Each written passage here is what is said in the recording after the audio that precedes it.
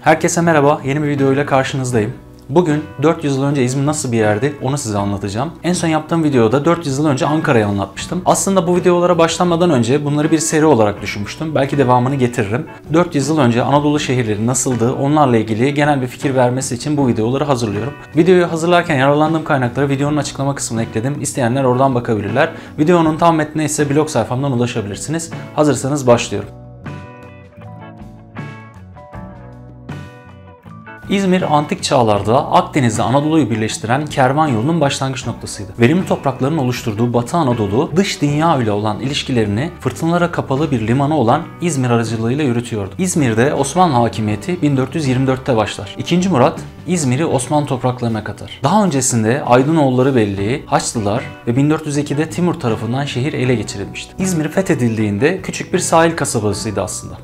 Şehir olarak Aydın ve Şehzadeler diyarı olan Manisa'nın yanında bir köyden farksızdı. Bu sebeple Osmanlılar için İzmir'in pek bir önemi olduğu söylenemez.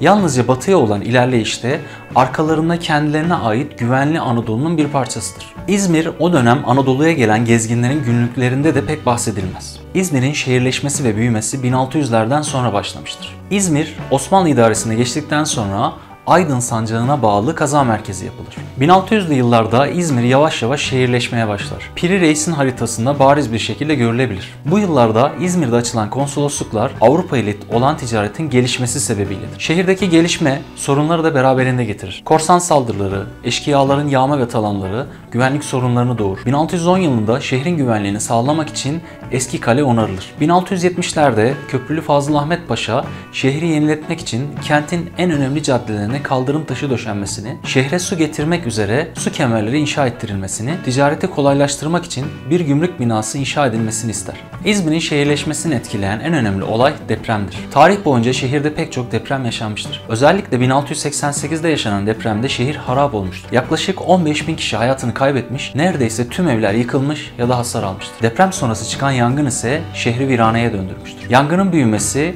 evlerin büyük çoğunluğunun ahşaptan olmasındandır. Yüzyıllardır kullanılan kervan yolları belliydi. Anadolu'yu bir uçtan bir uca geçen Tebriz, Bursa ve İstanbul, Halep şehirleri üzerinde kervanlar gider gelirdi. İzmir bu yolların uzağındaydı. 1600'lü yıllarda İstanbul, Halep, Şam, İskenderiye gibi köklü şehirler varken ne oldu da İzmir bir liman kenti olarak gelişti? Farklı sebepler var. Ancak 1620'lerde Osmanlı-Safevi çatışmasıyla Halep'in geri plana düşmesi, Halep üzerinden yapılan ticarette maliyetlerin artması, Sakız Adası'nın fethi ve belki de en önemlisi Avrupa'da artan gıda ihtiyacı. Avrupa'nın Osmanlı ile ticaretinde İzmir'den önce Çeşme Limanı kullanılıyordu.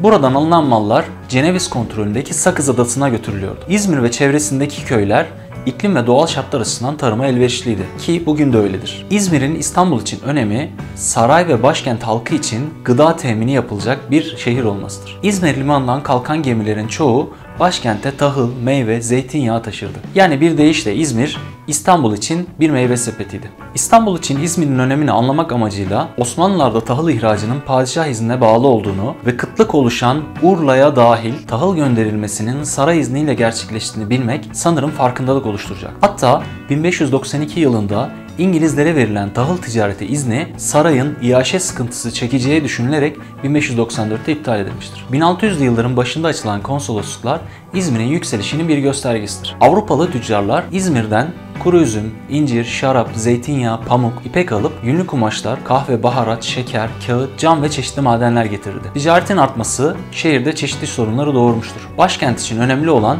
iaşe dağıtım hattının zedelenmesi ve yasa dışı ticaretin artması, vergi kaybı demek. Tüccarlar vergi vermemek için şehir dışında küçük limanlarda mal alışverişi yapmışlardı. Osmanlı Devleti'nde kadılar aracılığıyla nahr listeleri oluşturulur. Nahr listesi her bir ürün ve hizmet için belirlenen bir bedeldir. Belirlenen bu bedel dışında fiyatlandırma yapılamazdı. Yabancı tüccarlar bu bedelin üzerinde fiyat verdiği için yerli üretici ve tüccarlar için Avrupalılarla ticaret daha karlı olmuştu. Yasa dışı ticaretin önüne geçmek, aynı zamanda şehri korsanlardan korumak için 1658 yılında şehre Sancakburnu Kalesi yapılır. Avrupalı tüccarlar ilk zamanlar kendileri Anadolu içlerine doğru giderek mal arayışında bulunmuşlardır. Sonraları ise yerel tüccarlar ile işbirliği yapmışlar. Öyle ki Osmanlı iaşe ağı dışında İzmir ve çevresinde bir komisyoncular ve toptancılar ağı kurulmuş. Bu işbirliği büyük oranda Ermeniler ile yapılmıştır. Şehirdeki Rumlar ise çoğunluk hizmet sektöründe, denizle ilgili işlerde çalışırken Yahudiler ise sarraflık, tefecilik ve vergi mültezimleriydiler. Yani vergileri onlar topluyordu. Türkler ise köylerde hayvancılık ve çiftçilik, şehirde ise marangozluk, terzilik, işçilik gibi küçük zanaatlerle ilgiliydiler. Bu gelişmelerle Osmanlı esnafını ve çalışanları rahatsız eden bir durum ise Avrupa ülkelerinden terzi, fırıncı gibi ustaların getirilmesidir. Avrupalılar kendi kültürlerine uygun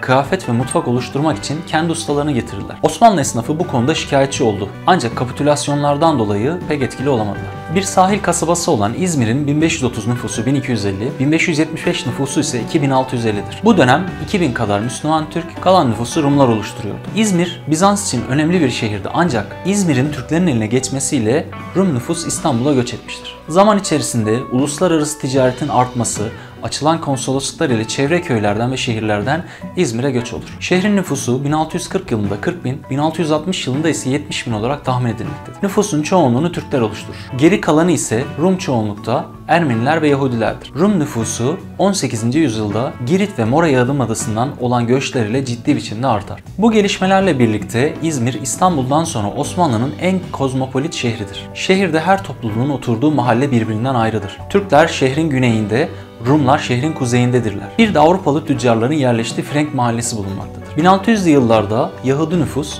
göçle artmaya başlar. Bu dönemde Yahudiler üzerinde epey etkili olan Sabbatay Sevi'den bahsetmek gerek. 1622'de İzmir'de doğan, muhtemelen Osmanlı İmparatorluğu'nun en ünlü Yahudisi olan Sabbatay Sevi 1666'da kendisini Mesih ilan etmiştir. Yahudiler için vaat edilen İsrail'i kuracağına ve dünyayı kötülerden kurtaracağını söyler. Bir Mesih ve kurtarıcı fikri Yahudi toplulukları arasında hızla yayılmıştır. Mizaç ve davranış olarak beklenenden farklı olan Sabbatay Sevi, Yahudilerce kutsal sayılan bazı şeyleri ihlal etmiş, kendisince yeni kurallar belirlemiştir. Domuz tüketmesi, sinagogda kadınlara Tevrat okutması gibi yaptıkları bazı kesimlerce tepkiyle karşılanmıştır. Hristiyanlar Sabbatay Sevi'nin İsa Mesih'ten önce gelecek olan Deccal olduğunu düşünüp heyecanlanmışlar. Deccal'ın Osmanlı Devleti'nin de sonunu getireceğine inanmışlardır. Takipçisi artan Sabbatay tutuklanarak İstanbul'a getirilir ve sorgulanır.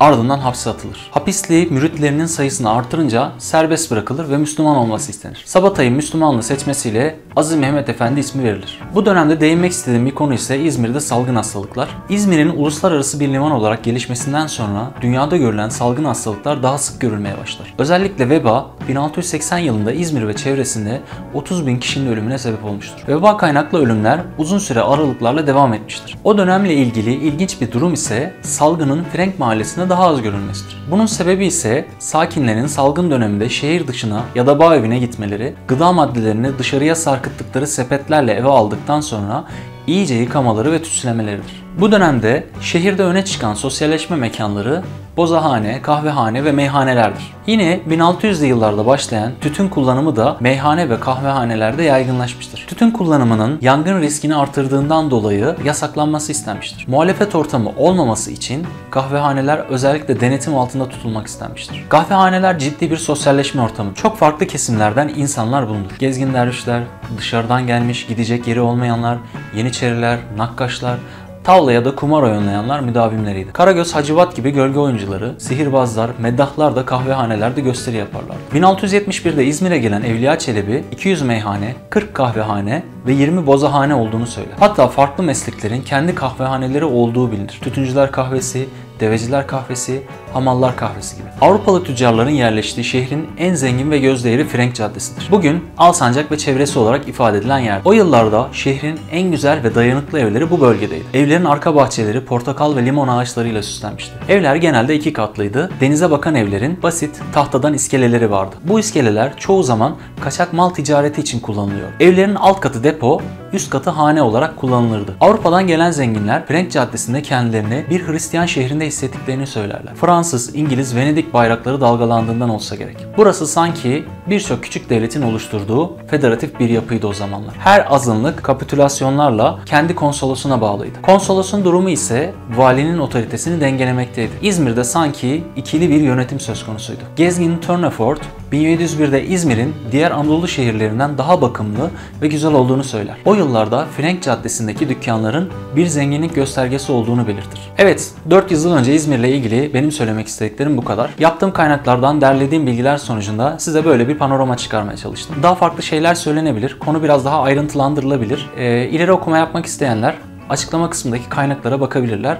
Eklemek istedikleriniz varsa yorum ekleyebilirsiniz. Başka videoda görüşmek üzere. Kendinize iyi bakın.